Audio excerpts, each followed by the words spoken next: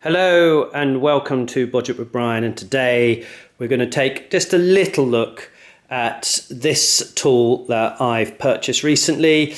It's a powered brush. It's not the powered brush I wanted. The powered brush I wanted was the Makita 36 volt split shaft with the power brush head very similar to the one you see here. But it was just so expensive. The brush part itself was something close to £300, and then the split shaft 36 volt drive head was another 200, I think, plus VAT, something like that. And I just couldn't justify spending that much money on basically an electric broom or brush. So I saw this one. Now these are listed on eBay, Amazon, that sort of thing, in the region of about 150, 160 pounds delivered, something like that.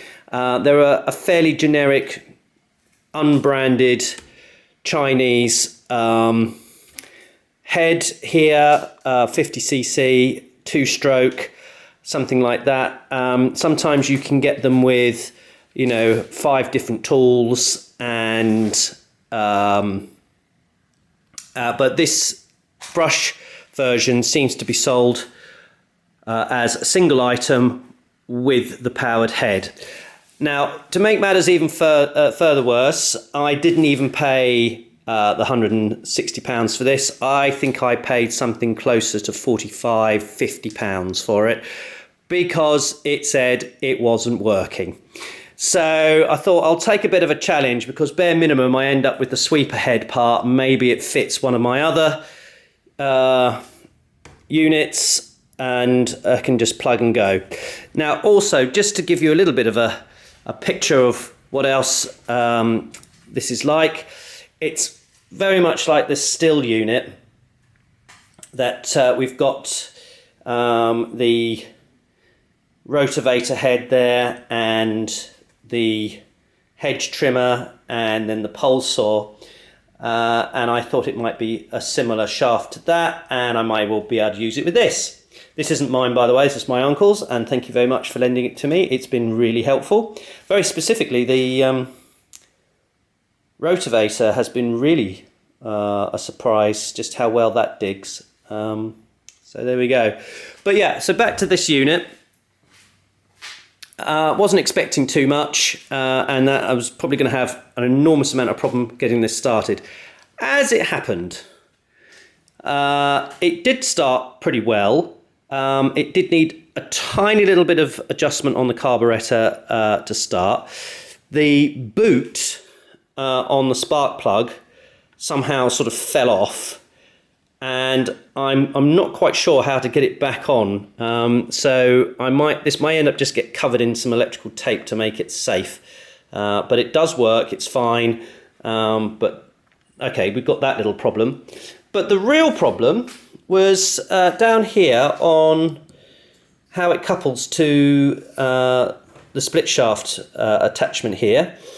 In that, just this black section here was actually installed back to front, which was basically preventing the split shaft from locating in, and meaning that it was not spinning the head, and that was the only thing that was wrong with it.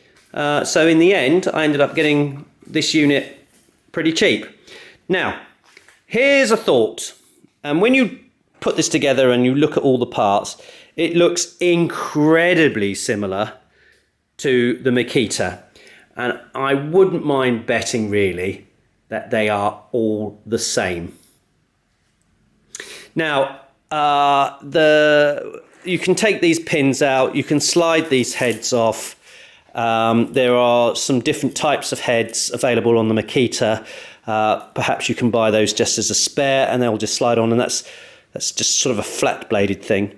Now the big difference, and this is where this little symbol here shows you a little something, is that on this one, the brush spins and flicks things towards you, which is not really what I was kind of expecting. But then when you look at this diagram here, it's kind of saying that if you turn the unit itself upside down, it spins the other way. And the answer to that is yes, it is, because, or yes, it does, because I tested it. And if you do turn it upside down, it does spin the other way, the way you'd expect. Because when you brush things, you expect to brush them away from you, don't you? And turning it upside down is exactly what that does. However, can you actually push that? It's incredibly strong. And what ends up happening is it actually sort of stands still, and you actually can't really push it forward. You have to sort of hover it a little bit above the ground and not put so much weight on it, so it can actually sort of push forward. So I've actually reversed it back to spinning this way round, which of course flicks stuff at you while you're brushing, which isn't really that useful. So this machine, as it stands, it runs, it is what it says it does. It's just not very useful. It flicks things back at you, and it doesn't really operate in the way that I would have expected. Now, here comes the thought that I had. I've got the head unit now. It's not really cost me anything to get that going. And I looked up what the cost of a new shaft would be to convert this to the Makita coupling at the top. And the answer is it's about £30. So here's the question. Am I going to buy the spare Makita parts to then hook up to a Makita split shaft head unit for £200 and effectively have the powered broom that I wanted at a fraction of the cost? I would be interested in your comments below to see whether that would be something you'd like to see. At present, I'm going to use this basically to loosen moss and so on the drive and on the patio.